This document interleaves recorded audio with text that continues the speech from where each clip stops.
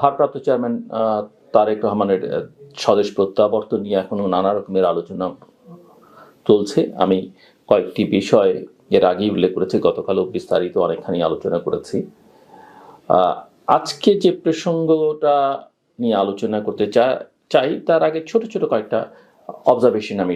অতি সম্প্রতি আফগানিস্তানের যে তালেবান সরকার, সেই সরকারের একজন ঊর্ধ্বতন কর্তা, মন্ত্রিপরিষদের একজন ঊর্ধ্বতন প্রভাবশালী সদস্য অতি গোপনে বাংলাদেশ সফর করে গেছেন। তিনি বাংলাদেশের যে ইসলামপন্থী রাজনৈতিক দলগুলো রয়েছে, সংগঠনগুলো রয়েছে, তাদের সঙ্গে সিরিজ বৈঠক করেছেন এবং ঢাকার বাইরে এবং ঢাকার মধ্যে বেশ কয়েকটি মাদ্রাসা, সেখানে তিনি গিয়েছেন।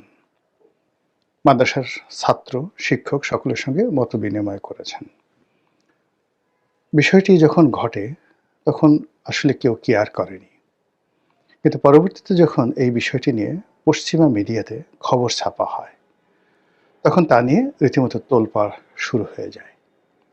বিবিসি বাংলা ইন ডিটেইলস এই আফগানিস্তানের যে মন্ত্রী পদমর্যাদার কর্মকর্তা মিস্টার নূর, তার সাম্প্রতিক বাংলাদেশ সফর এবং তার সঙ্গে হেফাজত নেতা মামুনুল হকের যে বৈঠক, সেই বৈঠকের যে ছবি, এটাকে দিয়ে যে হেডলাইন করেছে, এরপর থেকে বাংলাদেশের এটা নিয়ে ব্যাপক আলোচনা হচ্ছে। কিন্তু আমাদের দেশে এই বিষয় নিয়ে যতটা না আলোচনা হচ্ছে, তার চেয়ে বেশি আলোচনা হচ্ছে আমেরিকাতে, আর বেশি আলোচনা হচ্ছে ইউরোপে। কারণটা কি? প্রথম কারণ হলো যে বর্তমান সরকারকে ধরে নেওয়া হয় আমেরিকার একটি ছায়া সরকার বা মার্কিন সরকারের সমর্থনপুষ্ট, মদতপুষ্ট একটি সরকার। শেখ হাসিনার পতন এবং ডক্টর মোহাম্মদ ইউনূসের ক্ষমতা গ্রহণ, এর মধ্যে যে ডিপ স্টেট থিওরি রয়েছে, সেটা কতটুক সত্য মিথ্যা সেটা পরের ব্যাপার, কিন্তু আমরা আপাত দৃষ্টিতে যেটা বিশ্বাস করি সেটা হলো বর্তমানে ইউনূস সরকারের উপরে আমেরিকার একটা ব্লেসিং রয়েছে। আমেরিকা যদি ডক্টর মোহাম্মদ ইউনূসকে সমর্থন দিয়ে থাকেন, সেখানে আমেরিকার বাণিজ্যিক স্বার্থ, তার সাম্রাজ্যবাদী নীতির স্বার্থ এবং এই অঞ্চলে মার্কিন আধিপত্যবাদ বিস্তার করে ভারত এবং চীন, একই সঙ্গে মায়ানমার, এখানে যে মার্কিন পলিসিগুলো রয়েছে, যেমন বার্মা অ্যাক্ট অনুসারে মায়ানমারে আমেরিকা যে ভূমিকা রাখতে চায়, এটা বাংলাদেশের মাধ্যমে তারা সেই কাজটি করতে চাইবে। চীনকে চাপে রাখতে চায়, সেটা বাংলাদেশের মাধ্যমে করতে চাইবে। আর ভারতের সঙ্গে একটা ব্যালেন্স সম্পর্ক, মানে বাংলাদেশে আমেরিকার উপস্থিতির মাধ্যমে ভারতকে একটা থ্রেটের মধ্যে রাখা, যে যদি বেশি বাড়াবাড়ি করো সেভেন সিস্টার আলাদা করে দেব। কাজেই আমাদেরকে বাদ দিয়ে রাশিয়ার সঙ্গে বেশি ব্যবসা করো না, আমাদেরকে বাদ দিয়ে পুতিনকে নিয়ে নাচানাচি করো না, আর ইউক্রেনকে অ্যাভয়েড করে রাশিয়ার তেল কিনো না। তো এরকম একটা প্ল্যান নিয়েই মূলত তারা এই বাংলাদেশে যদি সাহায্য করে থাকে, সেই কারণে তারা করেছে। এর বাইরে তাদের দেশ থেকে বিমান কিনতে হবে, বোয়িং কিনতে হবে, তাদের তেল কোম্পানিকে কাজ দিতে হবে, তাদের যে সকল কোম্পানি সারা দুনিয়াতে পোর্ট চালায়, তো সে সকল কোম্পানিকে চট্টগ্রাম বন্দর দিতে হবে, ঢাকা এয়ারপোর্ট দিতে হবে, এরকম নানা রকম কথাবার্তা আমরা শুনে আসছিলাম। কিন্তু এত কিছুর পরেও আমেরিকা কোনো অবস্থাতে চাইবে না যে বাংলাদেশে একটি তালেবান সরকার হোক, কিংবা বাংলাদেশে একটি উগ্রপন্থী বা দক্ষিণপন্থী সরকার প্রতিষ্ঠিত হোক। কারণটা কি? কারণটা হলো এই যে ইসলামিস্ট যারা গ্রুপ রয়েছে, একটা সময় আমেরিকা এদের সঙ্গে খেলার চেষ্টা করেছে, কিন্তু প্রায় সব ক্ষেত্রে তারা ব্যর্থ হয়েছে। তারা ইয়ামেনে খেলার চেষ্টা করেছে, সিরিয়াতে খেলার চেষ্টা করেছে, লিবিয়া, ইরাক, ইরান, মানে পুরো মধ্যপ্রাচ্যে তারা যে নাস্তানাবুদ হয়েছে, তাদের জাতীয় আয়ের একটা বিরাট অংশ, মানে রীতিমতো এই রাষ্ট্রটি দেউলিয়ার পর্যায়ে পৌঁছে গেছে কেবলই মাত্র এই ইসলামিক গ্রুপের সঙ্গে খেলতে গিয়ে। তাদেরকে বন্ধু বানানোর চেষ্টা করেছে, তারপরে তাদের মাধ্যমে কিছু কাজ করার চেষ্টা করেছে, এবং পরবর্তীতে এই তাদের যারা বন্ধু, তাদের সাথে যুদ্ধ করতে হয়েছে। এটা বাংলাদেশে বসে আমরা টের পাবো না। আমরা শুধুমাত্র পাকিস্তানের সঙ্গে তালেবানের, আল কায়েদার সঙ্গে আমেরিকার যে সম্পর্কের একটা জটিল অবস্থা তৈরি হয়েছিল পেন্টাগনের মদদে, তার ফলে আমেরিকাকে trillion trillion 1000 billion 1 trillion trillion trillion dollar ঢেলে তারপরে নাকে খত দিয়ে আমেরিকাকে আফগানিস্তান থেকে যেতে হয়েছে। কাজেই ইসলামের নাম শুনলে, তালেবানদের নাম শুনলে, আইএসের নাম শুনলে, দাড়ি দেখলে, পাগড়ি দেখলে, টুপি দেখলে মানে মুহূর্তের মধ্যে তাদের ঘুম হারাম হয়ে যায়, কান্নাকাটি শুরু হয়ে যায়। পৃথিবীর কোনো শক্তি দিয়েও আপনি আমেরিকান জাতিকে এই কোনো একটা ইসলামিস্ট গ্রুপের সঙ্গে বসাতে পারবেন না। আমেরিকা বাংলাদেশ নিয়ে যে সকল চিন্তা ভাবনা করছে, তো সেই সকল চিন্তা যদি তাদের বাস্তবায়ন করতে হয়, তাহলে আমেরিকার পুঁজি এখানে অবারিতভাবে আসবে, আমেরিকার সৈন্য আসবে, আমেরিকার যারা সিভিল অ্যাডমিনিস্ট্রেশনের লোকজন আছে তারা অহরহ বাংলাদেশে আসতে থাকবে। আর এই সময়টাতে যদি 18 কোটি মানুষের মধ্যে অন্ততপক্ষে 15 কোটি মুসলমান যারা আছে তারা যদি খুব আমেরিকার ব্যাপারে রেজিস্ট হয়ে যায়, তাহলে এখানে আমেরিকাকে যেভাবে আটকানো যাবে, এটা একটা ল্যান্ডলক কান্ট্রি, এখান থেকে তাদের মরা ছাড়া আর কোনো উপায় থাকবে না, পালানোর কোনো রাস্তা নাই। এমনকি এই যে বঙ্গোপসাগরে তারা যে নেভি নিয়ে আসবে, সেই নেভিটাও বঙ্গোপসাগরের মহীশূরপান থেকে গভীর সমুদ্রে একেবারে আন্দামান পার হয়ে অনেক দূরে রাখতে হবে। এর মধ্যে ছোট ছোট নৌকা নিয়ে আমেরিকার সৈন্যদের যে গানবোটগুলো ধ্বংস হয়ে যাবে, যেটা ইরানের শাতিল আরবে হচ্ছে। তো যা বলছিলাম, তো এই সমস্ত কারণে কি হলো, আমেরিকার যে ডিপ স্টেট পলিসি তারা যেভাবে চিন্তা করেছিল, যেভাবে আশা করেছিল, পুরো জিনিসটাই কিন্তু বুমেরাং হয়ে গেছে। বুমেরাং হয়ে এত দ্রুত যে এখানে ইসলামী দলগুলো শক্তিশালী হয়ে পড়বে, এত দ্রুত যে এমন একটা অবস্থা যে ইসলামিক দলগুলো নিয়ন্ত্রণহীন হয়ে পড়বে, এবং এখানে অনায়াসে পাকিস্তানের বিভিন্ন গ্রুপ, সরকারি, বেসরকারি, রাষ্ট্রীয়, এই গ্রুপগুলো বাংলাদেশে ঢুকে যাচ্ছে। সেটা আইএসআই বলেন, কিংবা সেখানকার রাজনৈতিক যে উগ্রপন্থী নেতৃত্ব বলেন, কিংবা মডারেট ইসলামিক দলগুলো বলেন, যেভাবে পাকিস্তানের লোকের সাথে সম্পর্ক হয়ে গেছে। এবং তার উপরে আবার হঠাৎ করে এই আফগানিস্তানের তালেবান, যাদের সঙ্গে তাদের এখনো পর্যন্ত সাপের নেউলে দাকুমার সম্পর্ক, এবং মানে মিস্টার ডোনাল্ড ট্রাম্প তিনি মোসে তা দিচ্ছেন আবার আফগানিস্তান দখল করার জন্য। এবং এই আফগানিস্তান নিয়ে এখন ভারতের সঙ্গে আমেরিকার রীতিমতো টাগ অফ ওয়ার চলছে। এবং বিশ্ব রাজনীতিতে এটা যে কত একটা জটিল বিষয়, পাকিস্তানের মাধ্যমে তালেবানদেরকে তৈরি করা হলো সোভিয়েত ইউনিয়নের বিরুদ্ধে। আচ্ছা, আবার সেই পাকিস্তানকে দিয়ে সেই তালেবান সরকারের পতন ঘটানো হলো। আর এই যে পাকিস্তানকে এই কাজটি বাধ্য করার জন্য ভারতকে এই তালেবানদের বিরুদ্ধে যে যুদ্ধ, মার্কিন যুদ্ধ, সেখানে জড়ানো হলো। ভারত সেখানে বিলিয়ন বিলিয়ন ডলার বিনিয়োগ করলেন, আমেরিকাও বিনিয়োগ করলো। কিন্তু শেষমেশ কী করলো, আমেরিকা যখন পালিয়ে গেল, ভারতের সঙ্গে কোনো পরামর্শ করলো না, ভারতের পুরো অর্থনীতি মাথায় পড়লো। এখন ভারত তো বেনিয়ার একটা জাত, তারা কি করলো, আমেরিকা চলে গেছে কিন্তু তারা আবার ছলে বলে কৌশলে আফগানিস্তানের সাথে সম্পর্ক করলো, এবং তাদের যে বিনিয়োগগুলো ছিল আফগানিস্তানে সেগুলো আবার নতুন করে পুনরুদ্ধার তারা শুরু করে দিয়েছে। ইতিমধ্যে এই যে বাংলাদেশে যে আফগান যে ভদ্রলোক এসেছিলেন, তিনি ছাড়া এই মুহূর্তে আফগানিস্তানে যিনি পররাষ্ট্রমন্ত্রী আছেন, সেই ভদ্রলোক ভারত সফর করে গেছেন। আর বাংলাদেশও সেই আফগানিস্তানের একজন সেই ঊর্ধ্বতন কর্মকর্তা, যাকে পররাষ্ট্রমন্ত্রীর পরের ব্যক্তি বলা হয়, মিস্টার নূর, তিনি বাংলাদেশে এসে গেছেন। তো এটা রীতিমতো আমেরিকার যে চোখ, পেন্টাগনের চোখ উল্টে দিয়েছে। ঘটনা শুধু এখানেই শেষ নয়, এর আগে কি হলো, বাংলাদেশ থেকে বেশ কয়েকজন ইসলামিস্ট যারা লিডার রয়েছেন, ইসলামপন্থী যে সকল রাজনৈতিক নেতৃবৃন্দ রয়েছেন, তার মধ্যে মামুনুল হক অন্যতম, তারা আফগান সরকারের নিমন্ত্রণে সেখানে গেছেন এবং তারা অনেকগুলো স্থান পরিভ্রমণ করেছেন এবং সেগুলোর কিছু ছবি আমরা সোশ্যাল মিডিয়াতে দেখেছি। কিন্তু এগুলো নিয়ে আমাদের দেশে কোনো প্রতিক্রিয়া ছিল না। এর কারণ হলো যে আমাদের দেশের রাজনীতিতে আসলে ইসলামপন্থীদের এখনো পর্যন্ত আমরা ওইভাবে কাউন্ট করি না যেভাবে বিএনপিকে বা আওয়ামী লীগকে আমরা কাউন্ট করি। দ্বিতীয়ত এই মামুনুল হকদের মতো যে সকল নেতৃবৃন্দ রয়েছে তাদেরকে আমরা কেবলই মাত্র একটা কমিউনিটি লিডার হিসেবে এখন পর্যন্ত মনে করি। এর বাইরে আমরা মনে করি না। তো এই কারণে আমাদের এই যে তিনি সেখানে গেলেন, বৈঠক করলেন, এটা আমাদের আসলে কোনো মনোমস্তিষ্কে সাড়া ফেলতে পারেনি। অধিকান্ত বাংলাদেশে এরকম যারা নেতা রয়েছেন, চট্টগ্রামে কয়েকজন আছেন, ঢাকাতে কয়েকজন আছেন, এদের মধ্যে আসলে অনেক অনৈক্য এবং সাধারণ মানুষের সঙ্গে তাদের যে সম্পর্কটা এটা ওয়াজের ময়দানেই বেশি।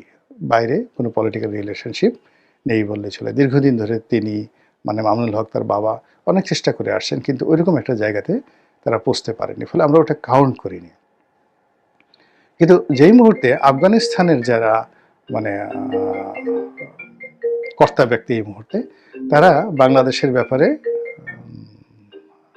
ইন্টারেস্টেড হলো এবং সেই কর্তা ব্যক্তিরা বাংলাদেশ সফর করলো এবং এই যে মামুনুল হক সাহেবদের সাথে বৈঠক করলো, হয়তো সরকারের সঙ্গে তাদের বৈঠক হয়েছে এবং বৈঠক হওয়ার পর এই খবর যখন পশ্চিমা মিডিয়া লুফে নিল এবং পশ্চিমা সরকারগুলো যখন একের পর এক প্রতিক্রিয়া দেখানো শুরু করলো, ঠিক সেই সময়টাতেই মনে হচ্ছে যে এই যে বর্তমান বাংলাদেশের যে চলমান সমস্যা, সেখানে ভারতের সাথে সম্পর্ক, আমেরিকার সাথে সম্পর্ক, পাকিস্তানের সাথে সম্পর্ক, জামাতের সাথে সম্পর্ক, মানে সব মিলিয়ে ডক্টর মোহাম্মদ ইউনূসের জীবন একেবারে রীতিমতো তছনছ হওয়ার মতো অবস্থা। সেই ক্ষেত্রে এই যে আফগান কর্তা বাংলাদেশে এলেন এবং এটা নিয়ে পশ্চিমা মিডিয়াগুলো যা কিছু করছে সেটা নিঃসন্দেহে সরকারকে নতুন বিপদ এবং বিপত্তির মধ্যে ফেলে দেবে। কাছে যথেষ্টই মনে হয়েছিল, কিন্তু তারপরের দিনগুলোতে তার বিভিন্ন কর্মসূচিতে যে নিরাপত্তা ব্যবস্থা দেখা যাচ্ছে সেটা আমি মনে করি তার জন্য যথেষ্ট ঝুঁকিপূর্ণ। এই বিষয়ে সতর্কতা অবলম্বন জরুরি। তার নিরাপত্তার দায়িত্বে যারা আছেন তারা বিষয়টি খেয়াল রাখবেন। নেতাকর্মীদের আবেগ আছে কথা ঠিক, কিন্তু বাস্তবতাটা সম্পূর্ণ ভিন্ন। দ্বিতীয়ত আমি কিছু বিষয় উল্লেখ করেছিলাম তার আসবার পর থেকে মঞ্চে বক্তৃতা করা পর্যন্ত এবং তারপরের কিছু প্রসঙ্গ নিয়ে আলোচনা করেছি। মঞ্চে তিনি যখন সমাবেশস্থলে অভ্যর্থনার স্থলে মঞ্চে যখন ছিলেন তখন একটা দৃশ্য খানিকটা দৃষ্টিকটু কারো কাছে থাকতে পারে, কিন্তু বাংলাদেশের রাজনৈতিক বাস্তবতা এটা স্বাভাবিক এবং এই প্রবণতাটা শুরু করেছিলেন প্রতিমন্ত্রী থাকা অবস্থায় আওয়ামী লীগের নেতা, পরে সাধারণ সম্পাদক ছিলেন ওবায়দুল কাদের। তিনি প্রধানমন্ত্রী শেখ হাসিনা, তৎকালীন প্রধানমন্ত্রী শেখ হাসিনাকে বিমানবন্দরে পায়ে ধরে সালাম করে দিয়ে একটা কালচার শুরু করেছিলেন। পরে এটা বাংলাদেশের রাজনীতিতে সর্বত্র ছড়িয়ে পড়েছে। বিএনপির একজন নেতা যিনি ছাত্রদলেরও নেতা ছিলেন তাকে দেখা গেছে মিস্টার তারেক রহমানকে পায়ে ধরে সালাম করবার একটা চেষ্টা করতে। আমি আশা করি যে পশ্চিমে দীর্ঘদিন থাকা, পশ্চিমা গণতন্ত্রের সঙ্গে পরিচিত হওয়া, আধুনিক বাংলাদেশ যিনি করতে চান তারেক রহমান, এই বিষয়ে একটু সতর্ক থাকবেন। এই সংস্কৃতিটা যেন ডেভেলপ আর না করে। এটা দেখতেও দৃষ্টিকটু এবং বাংলাদেশের হয়তো সামাজিক ধর্মীয় নানা বাস্তবতায় ঠিক আছে, কিন্তু রাজনৈতিক বাস্তবতা এটা না হওয়াই বাঞ্ছনীয় আমার কাছে মনে হয়েছে, ব্যক্তিগত মতামত। তৃতীয় যে প্রসঙ্গটা একটু আলোচনা করতে চাই, এই যে লক্ষ কোটি জনতার যে সমাগম হলো, আমরা গণমাধ্যমে দেখলাম এগুলোর মেইন স্ট্রিম মিডিয়াতে যথেষ্ট পরিমাণে প্রচার, প্রোপাগান্ডা বা আলোচনা যেভাবে আমরা বলি না কেন, এবং কোনো কোনো ক্ষেত্রে কারো কারো ভাষায় একটু তৈলবর্ধনের প্রবণতাও আছে, কিন্তু চিত্রটা সবাই মোটামুটি ভাবে যথাযথভাবে ফুটিয়ে তুলবার চেষ্টা করেছে যে এই যে মানুষের সমাগম, ভালোবাসা, মিস্টার তারেক রহমানকে ঘিরে যে আবেগ। কিন্তু একটা দুর্বলতা বিএনপির আমি মনে হয় আরেকবার উচ্চারণ করা দরকার, সেটা হচ্ছে যে সামাজিক যোগাযোগ মাধ্যমে কিন্তু এই বিশাল আয়োজনের এই অসীম ভালোবাসার কোনো প্রকাশ কিন্তু লক্ষ্য করা যায়নি। বিদেশ থেকে আমাকে অনেকে বলেছেন যে এত বড় ইভেন্ট, কিন্তু অনেকে সেগুলো অনেক সময় সার্চ করতে হচ্ছে, এটা কিন্তু একটা বন্যা হয়ে যাওয়ার কথা ছিল সামাজিক যোগাযোগ মাধ্যমে। তো সেটার একটা বড় অনুপস্থিতি দেখা গেছে। আমি আশা করি যে এই বিষয়ে বিএনপি যারা দায়িত্বে আছেন তারা আরো একটু বেশি সজাগ হবেন, সতর্ক থাকবেন। আর এনসিপি নিয়ে আমি অনেক কথা বলেছি, অনেককে বিরক্ত করেছি। আমার ব্যক্তিগত ঘনিষ্ঠ প্রভাবশালী বা সমাজে প্রতিষ্ঠিত ব্যক্তিবর্গের সঙ্গে আমার সম্পর্ক খানিকটা শীতল হয়েছে। আমি অনেকদিন ধরে বলছিলাম যে এনসিপি লস্ট কেস। আবার মনে হয় এটা আরও একবার প্রমাণিত হলো, এবং লস্ট কেস বা গন কেস যাই বলি না কেন, এনসিপি আসলে সেই পথেই হাঁটতে শুরু করেছে। মূল কথায় আসি যে নির্বাচন কমিশনের ভোটের হুইসেল বাজতেই বাংলাদেশের রাজনীতি আবার পরিচিত একটা চেহারা দেখাচ্ছে। দল ভাঙছে, দল গুটিয়ে যাচ্ছে। এনসিপির ক্ষেত্রে যেমন হচ্ছে, পরিচয় বদলাচ্ছে, নেতারা শীর্ষ পদ ছেড়ে দিচ্ছেন, কেউ আবার নিজের দলকেই বিলুপ্ত করে বড় দলে মিশে যাচ্ছেন। বাইরে থেকে দেখলে মনে হয় এটা নিছক নির্বাচনী কৌশল, আসন নিশ্চিত করা, জয়ের সম্ভাবনা বাড়ানো, রাজনৈতিক টিকে থাকার বাস্তববাদী চেষ্টা। কিন্তু এই দৃশ্যের ভেতরে আসলে লুকিয়ে আছে এক গভীর সংকট। রাজনীতির মূল চালিকা শক্তি যদি আদর্শ না হয়ে ক্ষমতার সম্ভাবনা হয়ে দাঁড়ায়, তবে দল নয়, ধীরে ধীরে ক্ষয়ে যায় রাজনৈতিক নৈতিকতা, গণতন্ত্রের বহুত্ব এবং ভোটারের বিশ্বাস। বাংলাদেশের ভোটের রাজনীতিতে দলবদল নতুন কিছু নয়। এখানে একসময় দল করা মানেই ছিল ক্ষমতার সিঁড়ি খোঁজা, ক্ষমতার কাছাকাছি থাকা মানেই ছিল নিরাপত্তা, প্রভাব, সুবিধা আর ভবিষ্যতের নিশ্চয়তা। এই বাস্তবতার উপর দাঁড়িয়ে বহু বছর ধরে নীতি বনাম সুবিধা এই দ্বন্দ্বটি বেঁচে আছে। তবে এবারের নির্বাচন ঘিরে যে প্রবণতাটি সামনে এসছে, সেটি কেবল দল বদল নয়, দল বিলুপ্ত করে অন্য দলে ঢুকে পড়ার এক ধরনের প্রাতিষ্ঠানিক প্রবণতা। যে দলগুলো এতদিন নিজেদের নামে প্রতীকে টিকেছিল, তারা এখন নিজেরাই বলছে আমাদের আলাদা পরিচয়ে আর জেতা যাবে না। এই স্বীকারোক্তি রাজনৈতিকভাবে বড় অর্থ বহন করে নিঃসন্দেহে, কারণ দল বিলুপ্ত করার মানে শুধু একটি সংগঠন বন্ধ করা নয়, এটি একটি রাজনৈতিক প্রতিশ্রুতি, কর্মী সমর্থকদের সঙ্গে এক সম্পর্ক এবং ভোটারের কাছে একটি পরিচয়কে অকার্যকর ঘোষণা করা। এই পরিবর্তনের একটা বড় কারণ নির্বাচনী কাঠামোর সাম্প্রতিক সংশোধন। জোট করলেও নিজ দলের প্রতীকে নির্বাচন, এই নিয়ম বড় দল ছোট দলের সম্পর্কের পুরনো সমীকরণ নড়বড়ে করে দিয়েছে। আমি এটা সমর্থন করি, আগেও বলেছি। আগে বড় দলের প্রতীকে রাষ্ট্রের শরিক দলগুলো বড় হয়ে উঠতো না, কিন্তু টিকে থাকতে পারত। এবার সেই নিরাপদ ছায়া কমে যাওয়ায় ছোট দলের সামনে দুটো পথ: নিজস্ব প্রতীকে অনিশ্চিত লড়াই, অথবা দলটিকেই বড় দলে মিশিয়ে দিয়ে তুলনামূলক নিশ্চিত পথ। এই দ্বিতীয় পথকে কেউ কেউ বাস্তববাদ বলে চালালেও এটি আসলে গণতান্ত্রিক বহুত্বের জন্য এক ধরনের অশনি সংকেত। কারণ বহুদলীয় ব্যবস্থায় ছোট দলের ভূমিকা শুধু আসন জেতা নয়, তারা অনেক সময় সমাজের বিশেষ অংশের ভাষা, বিকল্প চিন্তা এবং নীতিগত চাপ তৈরির ক্ষমতা বহন করে। সেই জায়গাটি ফাঁকা হয়ে যায় যখন ছোট দলগুলো নিজেদের অস্তিত্বই ধরে রাখতে পারে না। আরও একটা নতুন মাত্রা যোগ হয়েছে ভবিষ্যৎ উচ্চকক্ষের সম্ভাব্য সংখ্যানুপাতিক প্রতিনিধিত্ব বা পিআর আলোচনার কারণে। বড় দলগুলো এখন শুধুই নিম্নকক্ষের আসনের অঙ্কে নেই, তারা ভবিষ্যতের ক্ষমতার কাঠামো, ভোটের ন্যূনতম শর্ত এবং জাতীয় পর্যায়ের শতাংশের হিসাবও করছে। ফল দাঁড়াচ্ছে এরকম: কেউ কম আসনে নির্বাচন করলে পরের ধাপে প্রভাব কমে যেতে পারে, আবার বেশি আসনে দাঁড়ালে জয়ের ঝুঁকি বাড়ে।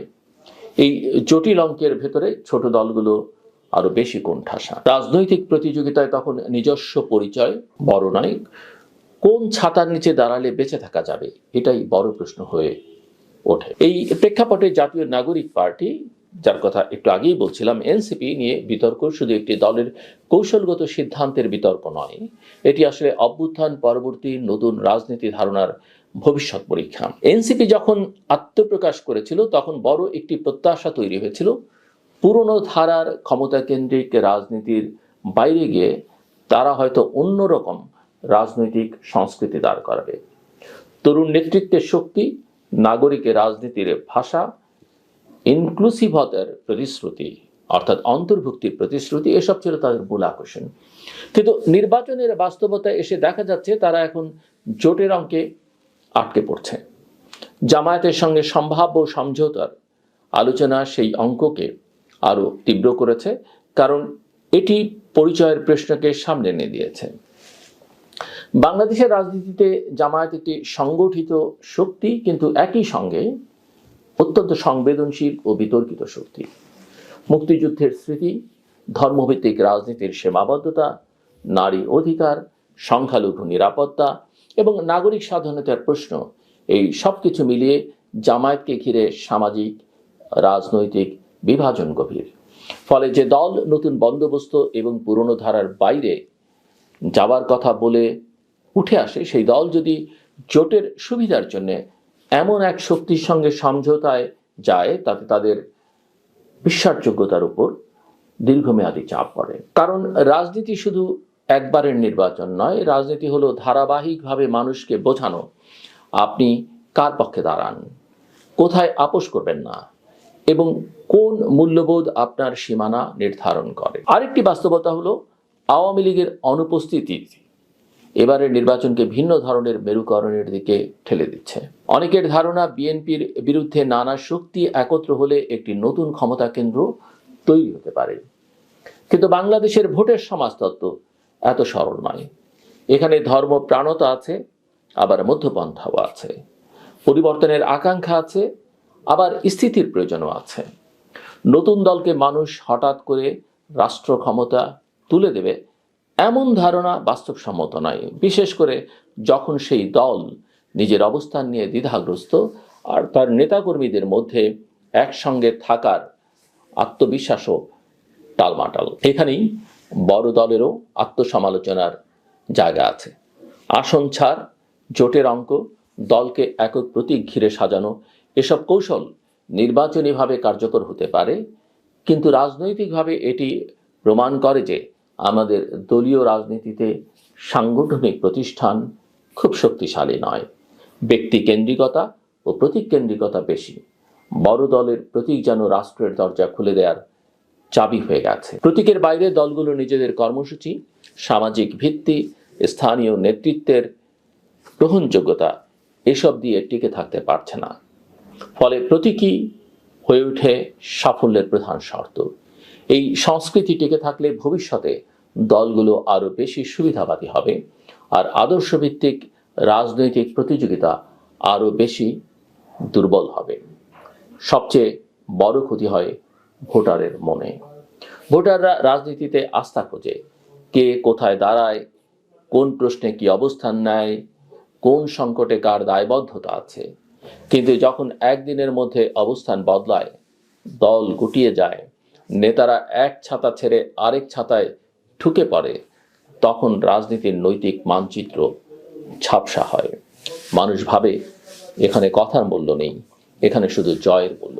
সেই ধারণা গণতন্ত্রকে ক্ষয় করে, কারণ গণতন্ত্র কেবল ব্যালটের কারিগরি প্রক্রিয়া নয়, এটি ন্যূনতম বিশ্বাসের শৃঙ্খল, যেখানে প্রতিশ্রুতি মানে কিছু, পরিচয় মানে কিছু এবং দায়বদ্ধতা মানে কিছু।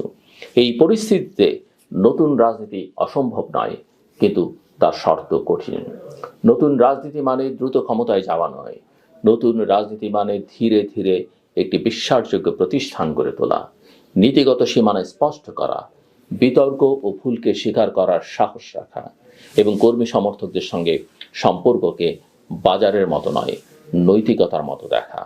এনসিপি বা যে কোনো নতুন শক্তির জন্য সবচেয়ে বড় পরীক্ষা হলো তারা কি ক্ষমতার শর্টকাট বেছে নেবে নাকি দীর্ঘ পথ বেছে নেবে। শর্টকাটে হয়তো কিছু আসন মিলতে পারে, কিন্তু দীর্ঘ পথে মেলে পরিচয়, ইতিহাস আর ভবিষ্যৎ। বাংলাদেশের রাজনীতি এখন এক সিদ্ধান্তের সন্ধিক্ষণে দাঁড়িয়ে। ক্ষমতার সম্ভাবনা কি রাজনীতির একমাত্র চালক হয়ে উঠবে, নাকি আদর্শ ও দায়বদ্ধতা আবারও জায়গা ফিরে পাবে? দল বিলুপ্ত হওয়া, জোট বদলানো, প্রতীক বদলানো।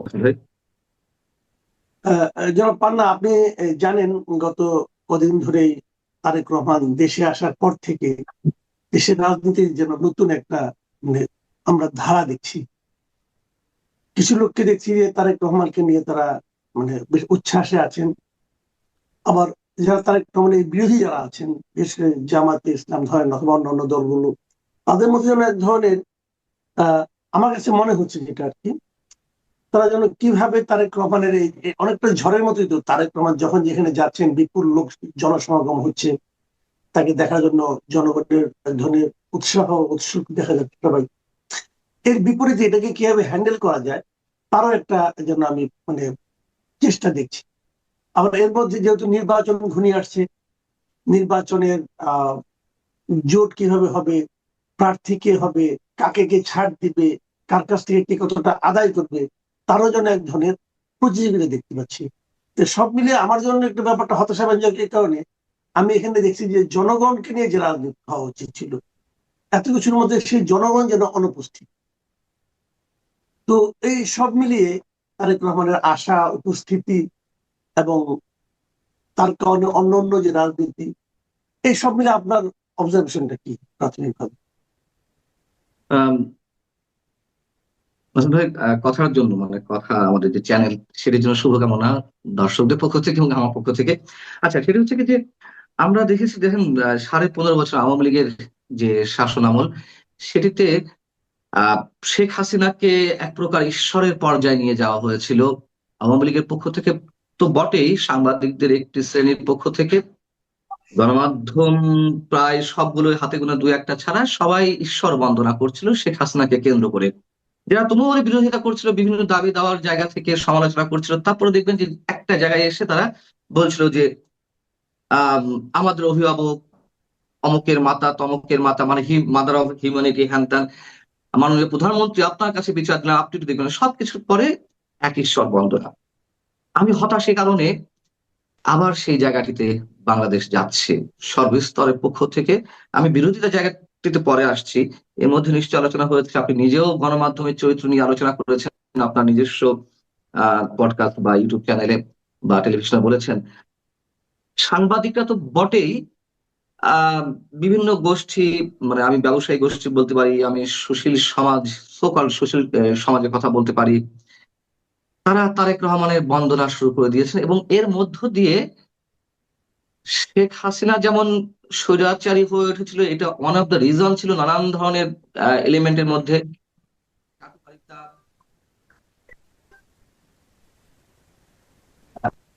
থেকে শুরু করে তোষামোদী এবং যে ভাষায় আমরা বলি না কেন, শেখ হাসিনা স্বৈরাচারী হয়ে উঠেছিলেন। তারেক রহমানের মধ্যে আমি তেমন একটি বিষয় দেখার আশঙ্কা করছি।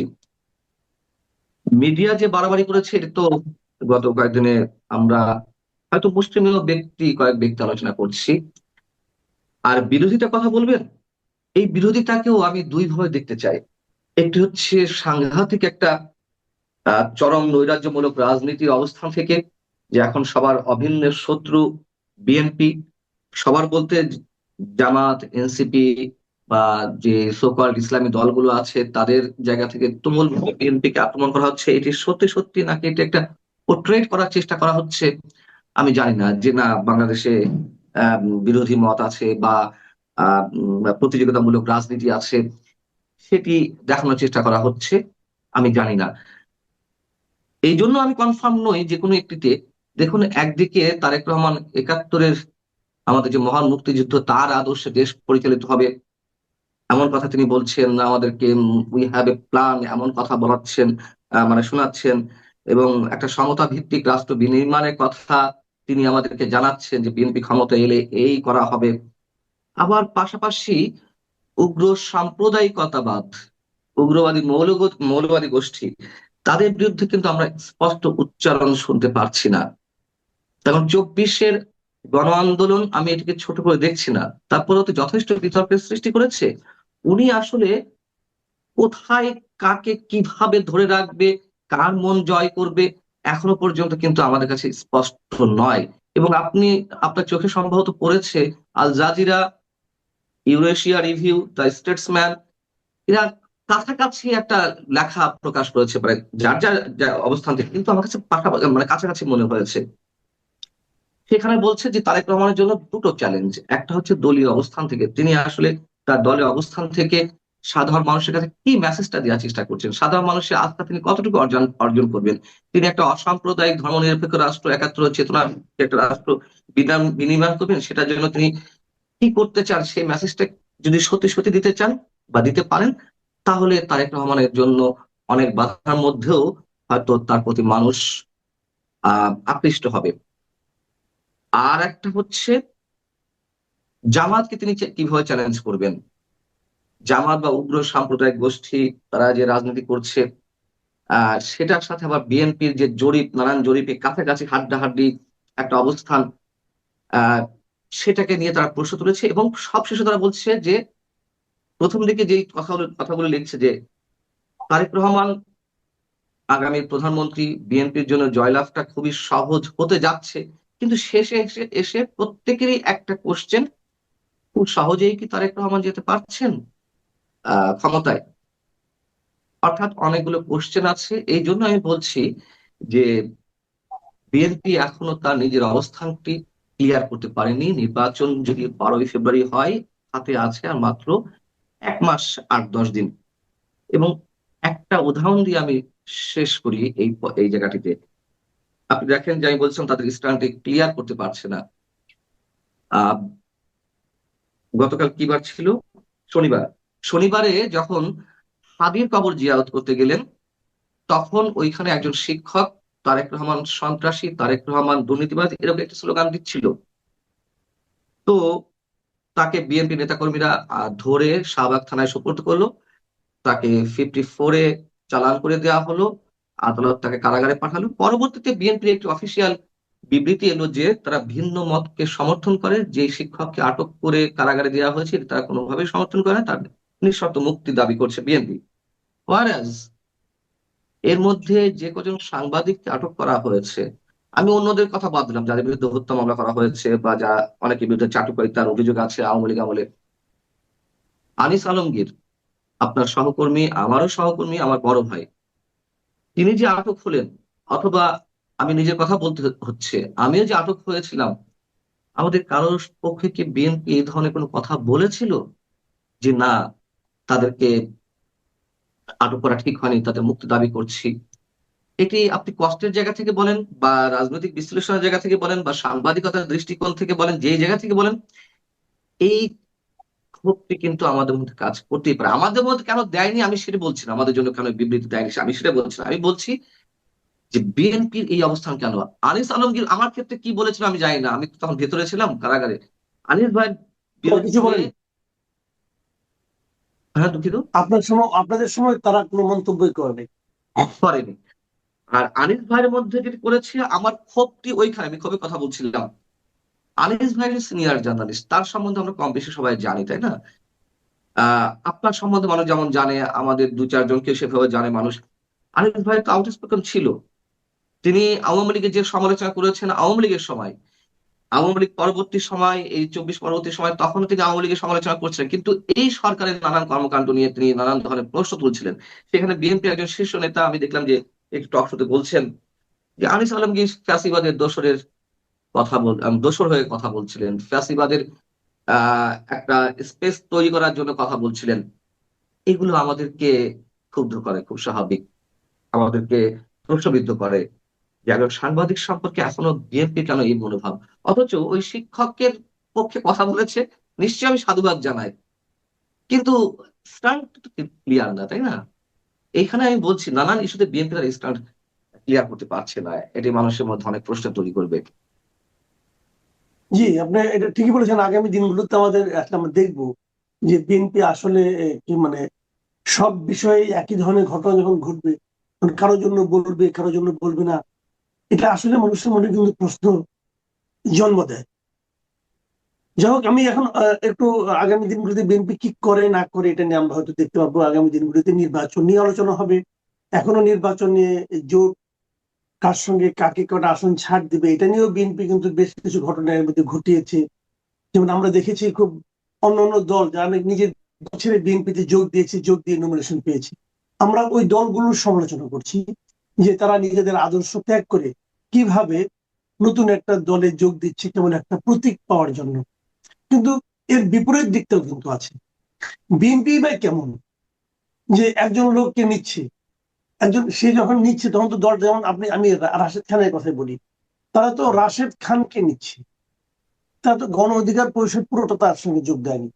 তা রাশেদ খানকে তার দলে নিয়েই সে যে এক জায়গায় তাকে ধানের শীষ মার্কা দিয়ে দিল তার দলের নতুন নবাগত সদস্যকে। তো তার দলের এত বছর ধরে যারা নাকি আন্দোলন করলো, সংগ্রাম করলো, ত্যাগ করলো, তার কি কোনো মূল্য থাকলো না? এই এই জিনিসটা আপনার কাছে আসলে কেমন লাগে? এই যে প্রবণতাটা, এই প্রবণতাটাকে আপনি কিভাবে বিশ্লেষণ করবেন? এই বিষয়গুলো তো অনেক আগে থেকে প্রশ্নবিদ্ধ। তারপরেও আমি ধরে নিলাম যে জোটবদ্ধ রাজনীতি তারা করেছে বা যুগপৎ আন্দোলন করেছে আওয়ামী লীগের বিরুদ্ধে। আহ এই গণ অধিকার পরিষদ বলি কিংবা আরো যে দলগুলো আছে গণসংহতি আন্দোলন বলি বা এনডিএম নাকি একটা আছে, মানে ববি হাজ্জাজের বা আহ, পার্থ সাহেবের দল বলি, তারা সাইনবোর্ড সদস্য দল হলেও মোটামুটি এগুলো তারা ব্যক্তি হিসেবে গুরুত্বপূর্ণ, মানে অনেক বেশি ফোকাসড। সেটি টেলিভিশন টক শোতে আসুক বা রাজপথে তারা দু চারজন যারাই উপস্থিত থাকুক না কেন, ব্যক্তি হিসেবে ফোকাসড। কিন্তু দল হিসেবে তো অত গুরুত্বপূর্ণ না, তাই না? আচ্ছা, তারপরে আমরা ধরে নিচ্ছি যে এই জোট মহাজোটের খেলা দীর্ঘ কয়েক দশক ধরে চলছে, এবং আপনি বলছেন যে বিএনপির যে তৃণমূলের যে মানুষটি যিনি রিজার্ভ করেন প্রার্থী হওয়ার নির্বাচনের, তাকে বঞ্চিত করা হচ্ছে। এই আলোচনাগুলো এখনো পর্যন্ত আছে। তারপরে আমি তর্কের খাতে ধরে নিলাম যে না, যেহেতু জোটের শরিকদের ছেড়ে দিতে হবে, আচ্ছা ছাড়ছে, কিন্তু যে সার্কাসটি শুরু হয়েছে দল ত্যাগ করে শুধুমাত্র মার্কার জন্য মানে নির্বাচন করবে, তার মানে নিজের সন্তানকে অস্বীকার করা হচ্ছে। আমি যদি স্পেসিফিক্যালি বলি, যেমন বিএলডিপির আছেন সাদত হোসেন সেলিম, তিনি তার দল বিলুপ্ত করে বিএনপিতে জয়েন করলেন, হ্যাঁ, মার্কার জন্য, মার্কার ইলেকশন করবে। আর যেমন রাশেদ খান মেনন গণ অধিকার পরিষদের সাধারণ সম্পাদকের পদ, শুধু সাধারণ সম্পাদক পদ না তো, তারা তো প্রতিষ্ঠাতা নুরুল হক নুরু কিংবা রাশেদ খান, এরা তো গণ অধিকার পরিষদের প্রতিষ্ঠাতা। নিজের সন্তানকে অস্বীকার করে শুধুমাত্র একটা এমপি পদের নিশ্চয়তার জন্য তারা বিএনপিতে জয়েন করলেন। আমরা কত হাসাহাসি করেছি না? আওয়ামী লীগকে যেমন দোষারোপ করেছি, আপনি যে কথাটি বললেন যে আওয়ামী লীগের মানে দলের তৃণমূলের নেতা কর্মীরা বঞ্চিত হচ্ছে, আওয়ামী লীগও তো আফ্রন ছেড়েছিল, ওয়ার্কার্স পার্টি, সাম্যবাদী দল কিংবা জাসদ ইত্যাদি ইত্যাদি। আমরা আওয়ামী লীগের সমালোচনা করেছিলাম, তার চেয়ে বেশি সমালোচনা করেছিলাম, আমরা হাসাহাসি করেছিলাম যে ইনু সাহেবের মতো মানুষরা বলছেন যে আমাকে তো নৌকা দিতেই হবে, ওইখানে নৌকার কোনো প্রার্থীও দাঁড়াতে পারবে না তো বটেই, অন্য কোনো প্রার্থীও দাঁড়াতে পারবে না, কোনো স্বতন্ত্র বিদ্রোহী প্রার্থী দাঁড়াতে পারবে না। তার মানে ইনু সাহেবের মানুষরা মেম্বার ইলেকশনে অথবা ইউনিয়ন পরিষদ চেয়ারম্যান ইলেকশনে দাঁড়িয়ে আপনি জিতে আসতে পারেন সেই ইউনূস সাহেবের মানুষের কথা সাধারণ বলছেন? জীবন। হ্যাঁ, আপনি কোন ইউনূস সাহেবের কথা বলছেন? সরি, আপনি ইউনূস সাহেবের কথা বলছেন? মানে কোন ইউনূস সাহেব? না না, ইউনুস নাই, ইনু সাহেব, হাসানুল হক ইউনূস ইনু। সাহেব, ইউনূস সাহেব। হ্যাঁ, ওকে। জাসদের। তো এখন আমরা কি দেখছি, তারা তো দল বিলুপ্ত করে কিংবা এরকম বড় বড় পদবি ত্যাগ করে আওয়ামী লীগের নৌকার জন্য ইলেকশন করেছে তা না। আমরা কিন্তু ওই সময় হাসাহাসি করেছি, আমরা বিস্ময়ের সঙ্গে যেমন সবকিছু খেয়াল করেছি, আবার হাসির খোরাকও আমাদেরকে জুগিয়েছে এই বিষয়গুলো। আর এখন এইগুলো মানে তার চেয়েও বেশি দেখছি, পুরো দল বিলুপ্ত করে অথবা দলের পদবি ছেড়ে পুরো বিএনপিতে জয়েন করে গুরুত্বপূর্ণ পদধারীরা তারা এই কাজগুলো করছে। আর তো কিছু থাকছে না, এরপরে আর কি থাকতে পারে? আমি জানি না এরপরে আরো কত সার্কাস আমরা দেখবো। আমার তো মনে হয় দ্বিদলীয় ব্যবস্থায় মানে ইস্টাবলিশ করা উচিত বাংলাদেশে, আর সব বিলুপ্ত করে দেওয়া উচিত। বিএনপি এবং 7টা 8 যে কোনো একটি দল, এখন তো আওয়ামী লীগ নাই, এখন হয় যদি আওয়ামী লীগ ফিরে আসে, আওয়ামী লীগ রাজনৈতিক কার্যক্রমের উপর যে নিষেধাজ্ঞা সেটি তুলে দেওয়া হয়, তাহলে দ্বিদলীয় রাজনীতি, এমনিতে দ্বিদলীয় রাজনীতি চলছে। আর এত দলমল করে মানে পরিবেশ নিষিদ্ধ করা হচ্ছে। আমরা দেখেছি না যে এর আগে আওয়ামী লীগের সময় যা ঘটেছে, বিভিন্ন এজেন্সির মাধ্যমে বিভিন্ন ভুইফোর্স রাজনৈতিক প্রতিষ্ঠান গড়ে তোলা হয়েছে, এতগুলো দল নির্বাচনে অংশগ্রহণ করছে এটি দেখানোর জন্য আন্তর্জাতিক বিশ্বকে। এখন তো তার চেয়ে জঘন্য কিছু ঘটছে। এখন আপনি বলছেন মানুষের কথা কেউ ভাবছে না, মানুষের কথা গত কয়েক দশক ধরে বাংলাদেশের রাজনীতি কখনো ভাবেনি। বাংলাদেশের যে রাজনৈতিক দলগুলো গুরুত্বপূর্ণ ভূমিকা পালন করে রাজনৈতিক মঞ্চে, তারা ভাবেনি, এখনো তো ভাবছে না। একেবারে আমার কাছে, শুন ভাই, আমার কাছে এগুলো একেবারে স্রেফ পুস্তকের কথা, যে আগামী দিনে ভোট হবে, মানুষ নির্বাচিত হবে, নির্বাচন করবে, এই যে ভোটটি অনুষ্ঠিত হতে যাচ্ছে বিতর্কের মধ্যে দিয়ে, শুধু সেই নির্বাচন নয়, গত কয়েকটি নির্বাচন সহ আগামীতে যা হতে যাচ্ছে, আমার কাছে এগুলো স্রেফ একটা নাটক মঞ্চস্থ করার মতো বিষয় ঘটছে, এবং আমি এখনো বিশ্বাস করি, সেটি আপনি আমাকে যাই বলুন না কেন বা সাধারণ মানুষ যাই ভাবুন না কেন, আমি মনে করি না বাংলাদেশের মানুষের ভাগ্য নির্ধারণের ক্ষমতা বাংলাদেশের মানুষের হাতেই আছে। এটা বহির্বিশ্ব থেকে পরিচালিত হয়।